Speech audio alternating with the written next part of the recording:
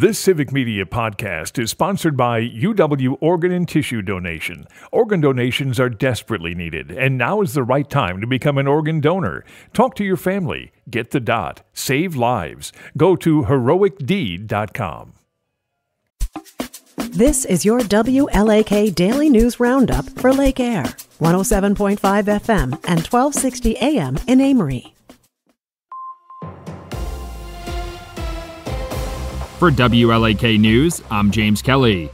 A Rusk County teen who had been arrested for trespassing, burglary, and attempted arson is now facing official charges. According to court documents, 18-year-old Orion Lane of Ladysmith was accused of breaking into two places, stealing multiple firearms and ammunition from one of them, and attempting to set fires inside both of them. He is scheduled to appear in Rusk County Court to answer on the charges in January. Lane is also facing felony burglary charges in Rusk County, stemming from separate accusations against him in October.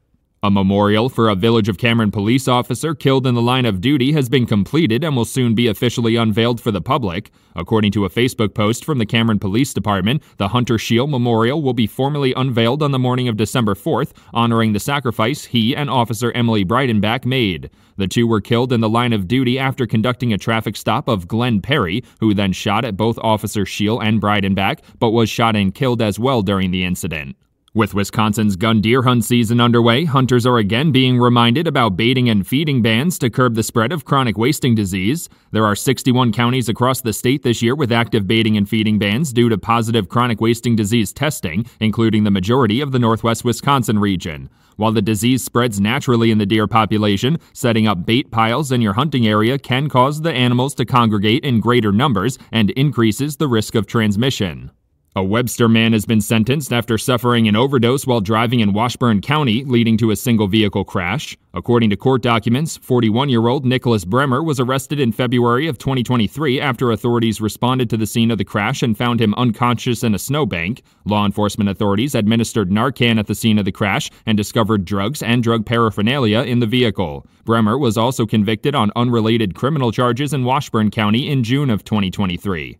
Wisconsin's public defenders are expressing concerns over lawyer shortages in some of the more rural areas of the state. According to a report from the state bar, nearly half of the lawyers in Wisconsin live in heavily populated areas like Milwaukee and Madison. For rural counties, a lack of public defenders has put a larger workload on the lawyers that are available, leading to case backlogs and further staffing issues. Public defenders have been pushing for salary increases in the upcoming state budget, hoping the higher salaries will attract more lawyers.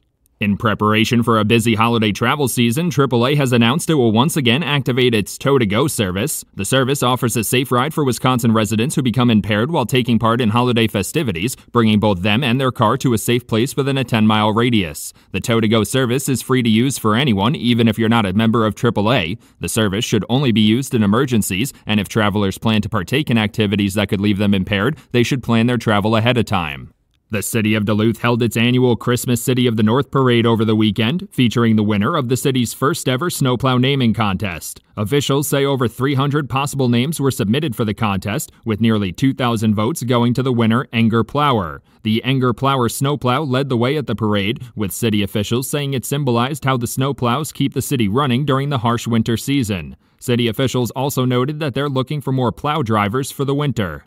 A New Auburn man will face a jury trial after entering not guilty pleas to multiple counts of theft. According to court records, 44-year-old Mickley Miller was charged with multiple misdemeanor and felony counts of theft after being accused of stealing several items, including a pontoon boat he later abandoned. Miller was charged in Barron County on May 31st, and the trial is scheduled to begin in March. He is currently being held in the Barron County Jail on cash bond and could face up to 3.5 years in prison and a fine of up to $10,000 if convicted.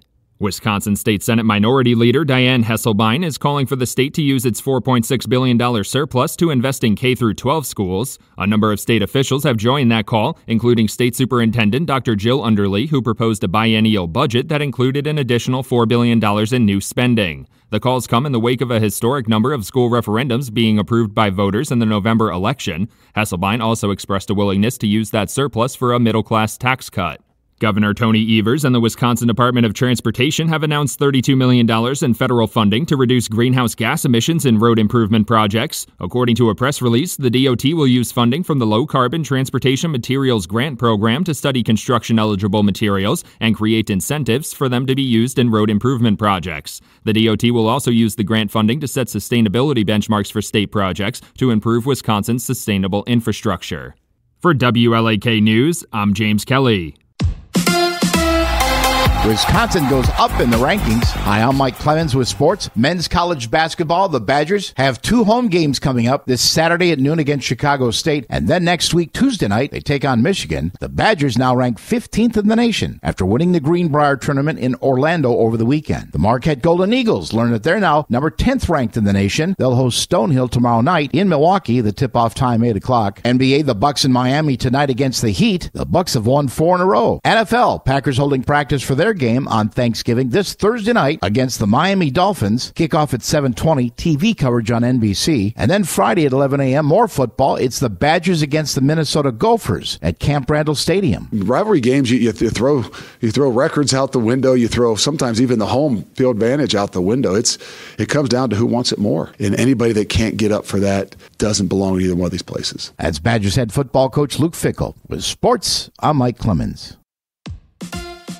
On your entertainment beat, I'm Pete Schwaba. As loved as Marvel films are by fans, there is no shortage of people who love to take a shot at the studio. Add Frances Hannon to the list. The Oscar-winning makeup and hair designer for Wicked was tasked with making Cynthia Erivo's character, Elphaba, green. Another Oscar nomination for Hannon, no doubt. Hannon praised director John Chu for using practical and tangible sets as opposed to Marvel films, which are all green screen and CGI. Not sure she'll be hired by Marvel again, but not sure she cares. Henry Winkler's daughter was almost famous. Zoe Winkler recently recalled on her What's in the Winkler podcast that she almost did a reality TV show with a pre-fame Kim Kardashian years ago. Zoe Winkler, who is now a teacher, was in the running to be the Bachelorette until the Fonz said, "Hey, no way." It's been a long road for the live-action version of Snow White, but there is now a release date in sight. The Disney flick has been in development since 2016 and was supposed to be released in 2024. Greta Gerwig wrote the script for the film, which stars Rachel Zegler and Gal Gadot. Snow White will hit theaters March 21st of 2025. Hollywood is full of crazy stories, and actor Josh Brolin has a doozy he shared in his new memoir, From Under the Truck.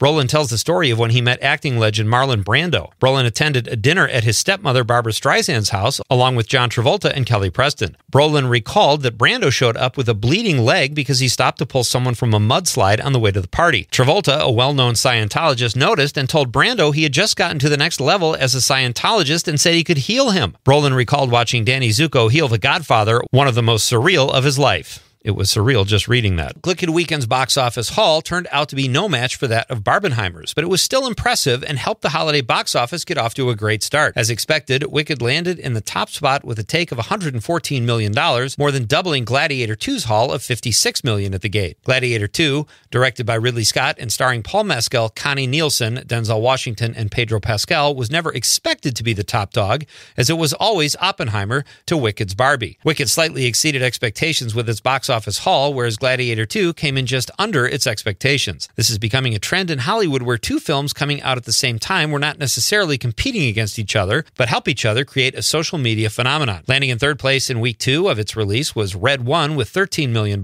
Rounding out the top 5 were Bonhoeffer, Pastor, Spy, Assassin, and the resilient Venom, The Last Dance, which came in 5th place with $4 million. For more showbiz fun, tune in to Nightlight with me, Pete Schwaba, weeknights from 6 to 8 p.m. on the Civic Media Radio Network. We have some pretty good travel weather coming our way for the upcoming holiday weekend, but take a jacket because it is going to be cold. Today, mostly sunny. We'll get to the upper 20s to low 30s this afternoon. Tonight, in the teens. Tomorrow, partly cloudy, upper 20s. On Thanksgiving Day, mostly cloudy with a high in the upper 20s. I'm meteorologist Sean Cable. Right now, it's 14. That's your WLAK Daily News Roundup from Civic Media. Subscribe to this podcast on Spotify, Apple, or wherever you find your podcasts. Find more news at lakeair.radio.